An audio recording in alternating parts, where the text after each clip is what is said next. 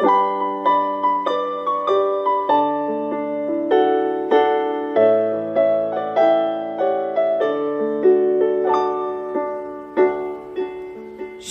salam sejahtera bagi Bapak Ibu Saudara-saudara, anak-anak yang dikasihi oleh Tuhan Yesus Kristus.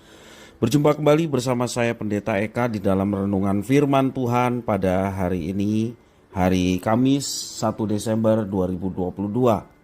Sukacita dan damai sejahtera dari Tuhan Yesus kiranya menyertai hidup kita sekalian. Puji nama Tuhan.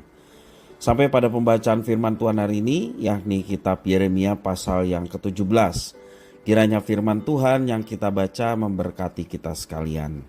Baik, sebelum kita akan merenungkan bagian firman Tuhan hari ini, kita akan berdoa. Tuhan Bapa di sorga, di dalam Yesus Kristus, kami datang padamu mengucapkan syukur terima kasih atas kebaikan Tuhan dan penyertaan Tuhan. Kami boleh ada sampai hari ini, dan terlebih atas keselamatan yang telah Engkau jaminkan dalam hidup kami, membuat hidup kami penuh dengan semangat dan gairah untuk terus menjalani apa yang Tuhan inginkan. Juga kami terus ingin mengerti akan kehendak-Mu melalui pembacaan firman Tuhan. Biarlah Tuhan memampukan untuk kami dapat memahaminya, serta Engkau menolong kami untuk kami dapat terapkan dalam hidup kami, sehingga nama Tuhan dimuliakan. Terima kasih Bapa, inilah diri kami sedia belajar firman Tuhan. Demi nama Tuhan Yesus kami berdoa. Haleluya, amin. Saya akan membacakan di dalam Yeremia pasal 17 ayat 1-18. Demikianlah firman Tuhan. Dosa Yehuda telah tertulis dengan pena besi yang matanya dari intan, terukir pada loh batu mereka dan pada tanduk-tanduk mezbah mereka. Sebagai peringatan terhadap mereka, mezbah-mezbah mereka dan tiang-tiang berhala mereka memang ada di samping pohon yang rimbun di atas bukit yang tinggi, yakni pegunungan di padang. Harta kekayaanmu dan segala barang perbendaraanmu akan kuberikan, dirampas sebagai ganjaran atas dosamu di segenap daerahmu. Engkau terpaksa lepas tangan dari milik pusakamu yang telah kuberikan kepadamu, dan aku akan membuat engkau menjadi budak musuhmu di negeri yang tidak kau kenal.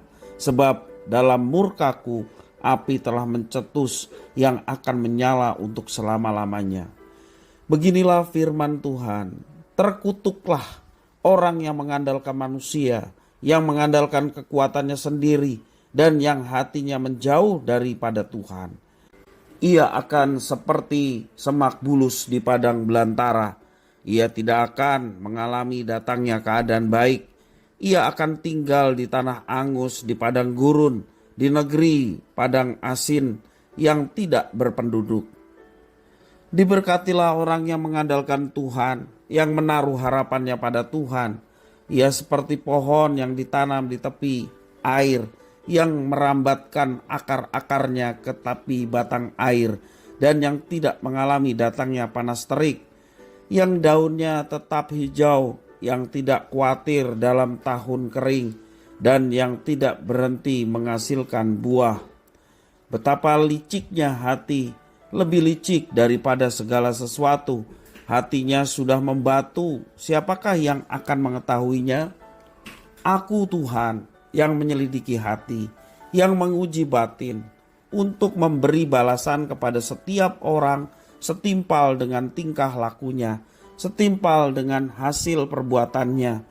Seperti ayam hutan yang mengerami yang tidak ditelurkannya, demikianlah orang yang menggaruk kekayaan secara tidak halal.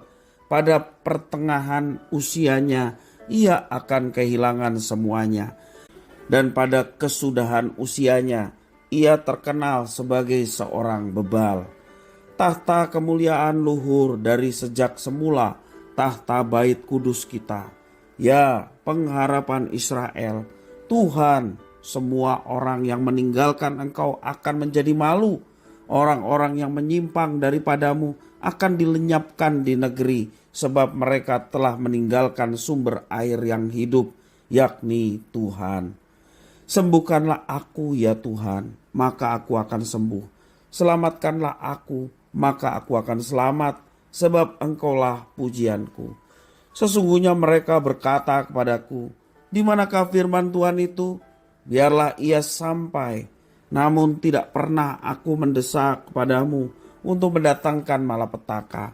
Aku akan mengingini hari bencana. Engkaulah yang mengetahui apa yang keluar dari bibirku. Semuanya terpampang di hadapan matamu.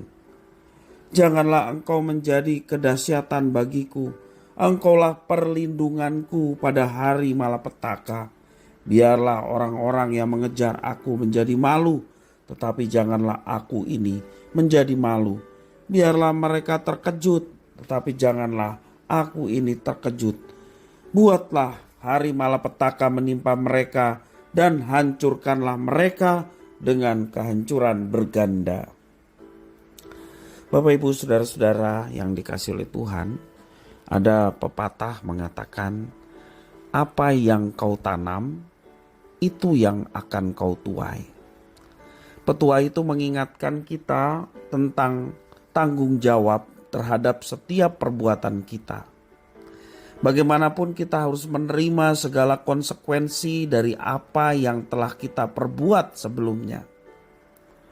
Demikian pula saat kita berdosa di hadapan Tuhan.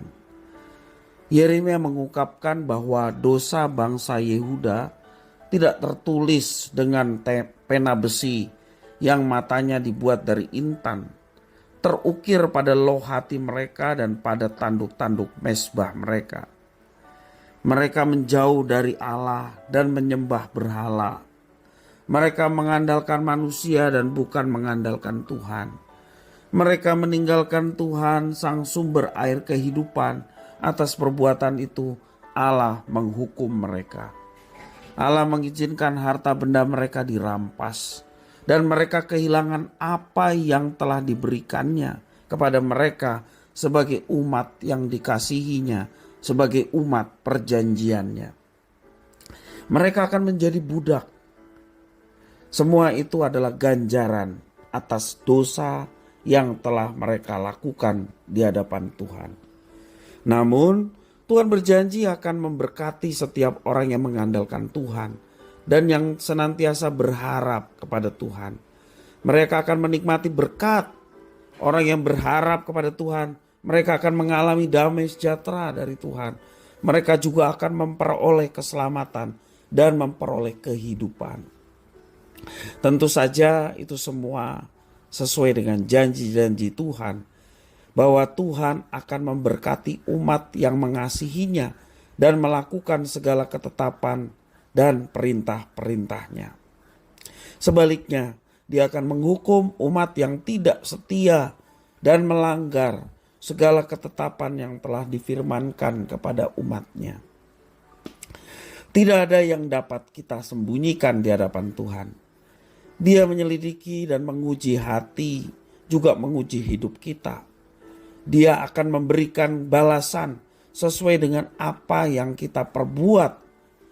Apakah kita akan menjadi umat yang mengasihi Dia, ataukah kita menjadi umat yang tidak setia kepadanya? Ada ganjaran atas setiap perbuatan yang kita lakukan di hadapan Tuhan. Bapak, Ibu, saudara-saudara yang dikasihi oleh Tuhan, mari kita izinkan Tuhan untuk menyelidiki dan mengoreksi hidup kita. Jangan sampai ada dosa yang menguasai kehidupan kita. Mari kita terus hidup mengandalkan Tuhan dan berharap hanya kepada Tuhan. Dengan demikian kita akan menikmati berkat-berkat Tuhan. Kita akan mengalami damai sejahtera yang tiada taranya. Kita juga akan menerima janji-janji Tuhan. Dan semua itu akan dicurahkan bagi setiap orang-orang yang hidup mengasihinya. Hidup seturut dengan ketetapannya. Tidak semaunya sendiri atau mengandalkan manusia.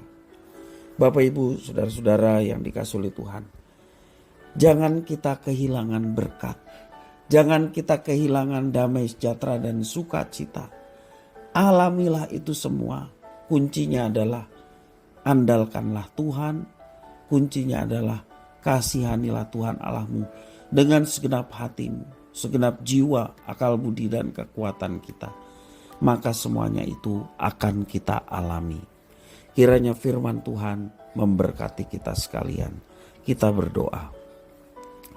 Tuhan Bapa di surga, terima kasih atas firman Tuhan. Mampukan kami untuk kami dapat menerapkannya, menjadi pribadi-pribadi yang senantiasa mengandalkan Tuhan dan berharap hanya kepada Tuhan. Ampuni kami Tuhan, kalau kami seringkali mengandalkan diri kami sendiri atau mengandalkan orang lain. Kami tidak berharap sepenuhnya kepada Tuhan, tetapi betul-betul hanya mengandalkan kekuatan kami dan juga orang lain. Ampuni kami ya Tuhan, sesungguhnya kami orang yang terkutuk apabila kami mengandalkan diri kami sendiri dan orang lain tidak mengandalkan Tuhan. Ampuni kami Tuhan, biarlah hari ini kami boleh bertobat dan mengakui segala kesalahan kami dan berbalik kepada Tuhan, mengandalkan hidup kami kepada Tuhan dan berharap hanya kepada Tuhan. Terima kasih Tuhan atas firman-Mu. Mampukan kami untuk menerapkannya. Demi nama Tuhan Yesus kami berdoa. Haleluya. Amin.